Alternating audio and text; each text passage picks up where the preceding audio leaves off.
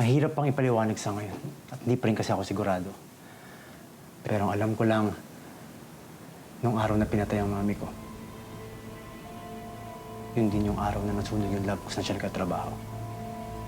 At marami sa kasama niya namatay. Oh, Bukod sa pinatay ang mami ko, may nagplano rin para sunugin yung lab. pero bakit? Ang suspetsya namin, may kinalaman sa proyektong ginagawa ng mami ko. A certain experiment na hindi ko pa rin alam kung ano.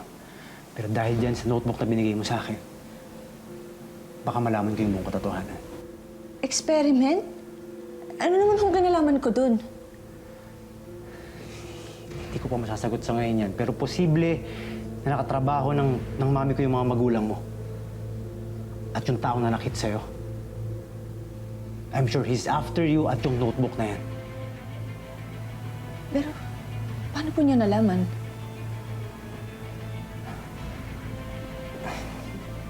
Hindi ko talaga alam. These people are ruthless and desperate. Kaya mahalaga, naligtas ka habang inaalam ko yung laman ng notebook na yan. Oo nga pala. Meron pa ako isang natuklasan. Ano po yun? Yung araw na napulot ka ng tataytayan mo, yun din yung araw na nasunog yung lab.